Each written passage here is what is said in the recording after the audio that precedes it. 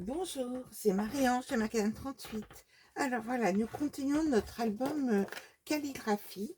Et là, je vais vous faire un tuto que les gens apprécient en général, qui s'appelle la boîte à images.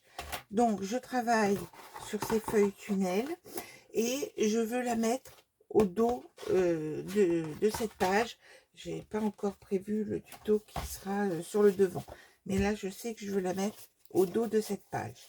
Alors, pour réaliser cette page-ci, il vous faut faire déjà le premier rabat. Le premier rabat, il s'agit de faire avec mon fameux pli de 20,5 en papier 300 grammes. Je fais mon rabat, mon premier rabat qui mesure 21,5 par 21 et je fais un pli à 1,5 et là je vais l'attacher donc en haut de ma page. Je l'attache en haut de ma page. Premier élément, comme ceci. La fermeture de cette page va se faire avec un aimant. Donc, pour faire ma fermeture de page, je vais utiliser, et j'avoue que voilà, les éléments se sont sauvés, le voilà. Donc, dans une chute, j'ai coupé un morceau qui mesure 8 par 8, 8 par 8. Donc, je prends un morceau en 300 grammes, qui mesure 8 par 8, sur laquelle je vais faire un pli à 1,5 et un pli à 1,8. Je fais un petit méplat là de 3 mm. Et ceci, je vais donc l'installer. Je le fais maintenant parce que j'ai tendance à oublier. Je vais le centrer sur ma page. Je pourrais ne pas le centrer d'ailleurs. Je ne vais pas le centrer. Je trouve comme ça, il suffit de se tromper au niveau du centrage et du coup c'est moins joli. Donc je le mets à 1,5 cm du bord. Je le positionne en bas comme ceci. Et puis je vais mettre un aimant. Donc pour cela, je prends un aimant que je vais positionner ici et je vais simplement le scotcher au milieu ici de ma page. Je mets mon autre aimant dessus comme ceci. Je mets de la colle. Il y a plusieurs façons de positionner les aimants. Moi je le fais comme ça pour ce modèle-ci. Et je rabats sur le devant. Et donc, j'ai ma marque de ma colle. Je récupère mon aimant. Je le colle ici, comme ceci. Et ensuite, je le maintiens de nouveau avec du scotch. Ils sont suffisamment puissants pour que ça marche. Et ensuite, je prélève dans dans les étiquettes de la collection. Je mettrai la jolie étiquette ici. Je mettrai ici et je mettrai de l'autre côté. Et voilà, nous aurons fait un beau rabat. Et je mettrai sur le devant de ma page une feuille que je n'ai pas prise. J'aurai une feuille 20-20 qui viendra se mettre sur le devant de ma page. Je choisirai dans le reste de ma collection. Maintenant, occupons-nous de la boîte à images. Pour la boîte à images, nous allons... Là, je l'ai fait dans du papier noir, vraiment du papier déjà épais. Dans du papier épais, j'ai coupé un morceau qui va mesurer 19 par 17 et j'ai fait la chose suivante. Alors, j'ai fait d'abord j'ai procédé comme ceci. J'ai fait un pli à 1,5, puis à 8,5, c'est-à-dire qu'il me reste 7 centimètres ici. Et ensuite, j'ai fait un pli à 15,5. Nous sommes sur les 17. 17, c'est dans le sens là. Et cela fait 19 de large. Maintenant, il s'agissait de faire 5 fentes dans cette partie ici. Alors, je l'ai fait. Alors, n'oubliez pas aussi de recouvrir cette partie-ci. Il faut le faire avant. Je l'ai maté avec du papier gris. J'ai pas suffisamment de papier à motif pour mettre du papier à motif, donc je l'ai maté avec du papier gris. Et seulement une fois que vous avez maté votre feuille, donc avec 2 mm de part et d'autre, vous allez faire des plis. Donc vous avez toutes les dimensions, là c'est bon, j'efface et je vous le fais en plus grand. Sur la partie qui mesure 7 cm, vous allez tracer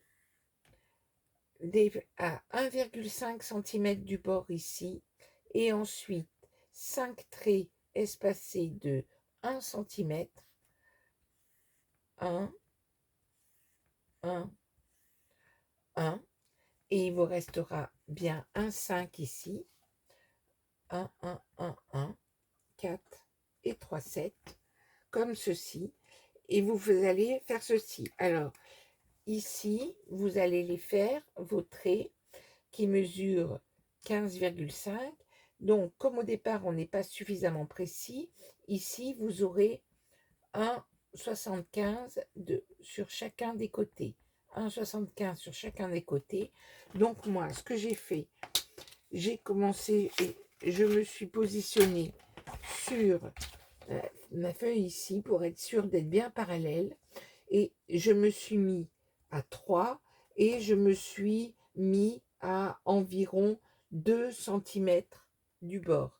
J'ai pris comme repère 2 cm et je suis descendue à 17. J'ai d'abord tracé mes 5 traits, donc espacés d'1 cm, 3, 5, etc. Puis, j'ai repris mon ouvrage et je me suis servi de ma cropedaille que j'ai réglé à 1,75 et j'ai fait des trous, le plus petit trou à 1,75 du bord. J'ai fait mes petits trous à 1,75 du bord. Puis, j'ai repris au cutter pour agrandir mes fentes. J'ai, par rapport à ma première découpe que j'ai fait, au cutter ensuite, j'ai agrandi ma fente pour faire une fente de un peu plus d'1 millimètre. J'ai repris chacune des premières fentes que j'avais fait et j'ai fait 1 millimètre. C'est un travail de précision, c'est pour ça que je n'ai pas voulu vous le faire en direct et que vous obtenez ceci, comme ceci. Alors ensuite, vous prenez votre feuille qui est prête et vous allez mesurer ici 7 cm. Je mesure 7 cm par rapport à ma pliure. Je fais un repère à 7, un repère à 7, comme ceci.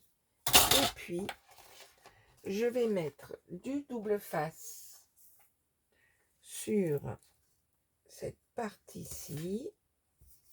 Alors, il y a plusieurs écoles là aussi. On va faire celle-ci pour aujourd'hui. On ne fait pas les mêmes choses en hiver qu'en été, hein, je trouve. Comme ceci. Je mets mon double face. Donc là, vous voyez que je suis restée sur le petit biais de tout à l'heure. Hop. Voici. J'enlève mon double face ici. J'en profite pour enlever l'autre aussi et je ferai attention. Je positionne sur mes 2 points de repère, je le centre, j'ai 1 cm de chaque côté. Je m'aligne avec mes 2 repères que j'ai fait, comme ceci. Puis, je plie ma feuille comme ceci. Et donc, j'ai bien mon double face qui est déjà mis. Je rabats ma page. Et ça y est, j'ai fait ma page ici. Ensuite, eh bien, je vais mater donc ma dimension ici. Je reprends bien ma dimension. Donc, il va falloir que je mette 12,8. Donc, j'ai coupé à 19, comme c'était 21, j'ai coupé ma bande de papier à 19, à 20,5. Et là, maintenant, je vais prendre 12,8. Comme ceci. Et donc, je viendrai coller ici. Je viendrai coller ici. Et j'ai prévu des autres papiers gris pour pouvoir aussi mettre du papier de matage ici, déco ici aussi. Et ainsi, j'aurai fait ma feuille. Et ensuite, il vous faudra découper des cartes qui mesurent 10,5 par 15. Vous en découperez 5 qui viendront s'installer dans ce que j'appelle la boîte à images. Voilà pour ce pop-up que j'aime beaucoup réaliser.